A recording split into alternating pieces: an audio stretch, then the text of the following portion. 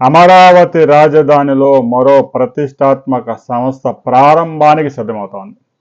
2019 నుంచి 2024 దాకా జగలక్ అమరావతి రాజధానిలో పిచ్చి చెట్లు పెంచిన కేంద్ర ప్రభుత్వానికి చెందిన ఫోరెన్సిక్ సంస్థ మాత్రం కార్యాలయాన్ని నిర్మించి ప్రారంభానికి సిద్ధమవుతా ఉంది.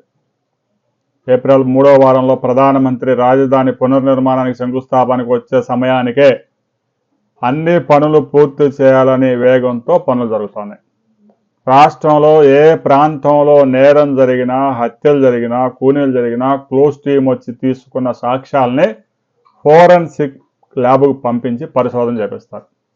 సహజంగా ఆయుధం మీద ఉన్న రక్తము, చనిపోయిన వ్యక్తి రక్తము ఒకటేనా కాదా అని తేల్చాలన్నా కూడా ఫోరెన్సిక్ ల్యాబ్కి వెళ్లాల్సిందే. ఎవరైతే బాధితులు ఉన్నారో వారు ఇచ్చిన ఫిర్యాదు మేరకు పోలీసులు సేకరించిన సాక్ష్యాలన్నీ కూడా ఫోరెన్సిక్ ల్యాబ్కు వెళ్ళి నిర్ధారించుకొని సర్టిఫికేట్ తీసుకుంటారు. కోర్టుల్లో కూడా అదే చెల్లుతుంది. ప్రస్తుతానికి రాష్ట్రంలో ఫోరెన్సిక్ ల్యాబ్ కూడా లేదు. రాష్ట్రం విడిపోయిన తర్వాత ప్రతి పనికి హైదరాబాద్కు పరిగెత్తాల్సి వస్తుంది. వేలాది కేసులు ఉంటాయి. ప్రతిరోజు ఏదో ఒక మూల మర్డర్లు జరుగుతూనే ఉంటాయి.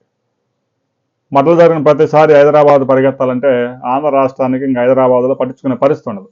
అందువల్ల ఫోరెన్సిక్ ల్యాబ్ సిద్ధమైంది. రాబోయే కొద్ది రోజుల్లోనే ప్రారంభం కాబోతా ఉంది. ప్రధానమంత్రి వచ్చే సమయానికే దాన్ని వర్చువల్గా అమరావతి రాజధాని శంకుస్థాపన ప్రాంతం నుంచే ప్రారంభించే అవకాశం ఉంది.